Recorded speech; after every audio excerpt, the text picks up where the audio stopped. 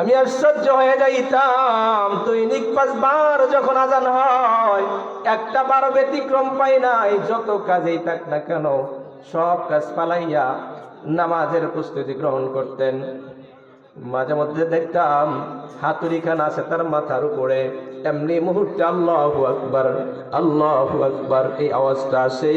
তখন আমি লক্ষ্য করে দেখতাম এই হাতুড়ি খানা সামনের দিকে আর পিটনি না দিয়া পিছনের দিকে ফালাইয়া নামাজের দিকে দৌড়াইতো। এর ব্যতিক্রম হয় নাই, সব সময় আমি দেখতাম। কই আর একটা কি আমল বলো? ডাক দিয়া বলো, গো আল্লাহর বান্দা, আর একটা আমল। রাতের বেলায় আমার স্বামী এশারের নামাজ পড়ার পর আর বেশিক্ষণ জায়গা থাকতে পারে নাই, সারাটা দিনের ক্লান্তি অবস্থা, জাগতে পারে নাই।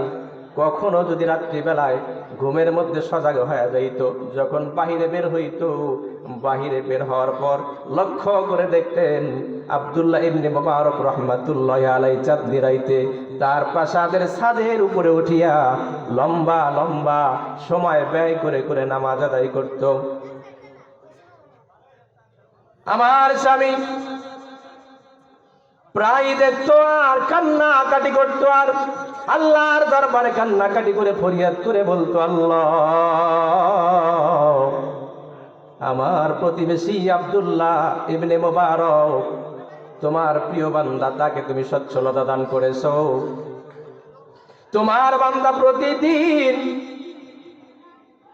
5 ওয়াক্ত নামাজ পড়ে, আবার রাত্রিবেলায় নফল নামাজ আদায় করে, এমন লম্বা লম্বা কেরাত পড়ে, ধীর স্থির ভাবে এত সময় নিয়ে লম্বা নামাজ পড়ে। আয় আল্লাহ, আমারও তো মন চায় তার মতো লম্বা লম্বা নামাজ আদায় করতে। সারাদিনের ক্লান্তি নিয়ে বেশি সময়টা আমি জাগতে পারি না। আয় আল্লাহ, আমারও মনে চায় রাত্রি জায়গা জায়গা তোমার কুদরতি কদমে সেজদা দিয়ে পড়ে থাকার মন চায়, ঘুমাবো, কিন্তু সারা দিনের ক্লান্তি নিয়ে আমি রাত্রি জাগরণ করতে পারি না। আয় আল্লাহ,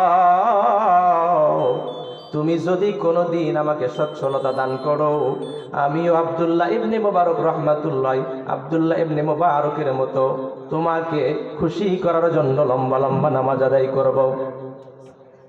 ওগো আল্লাহর বান্দা, এই 2টা আমল ছাড়া আর কোনো আমল আমার জানা নাই। আল্লাহর বান্দা ডাক দিয়া বলেন, ওগো আল্লাহর বান্দি, ও কামারের বিবি শোনো,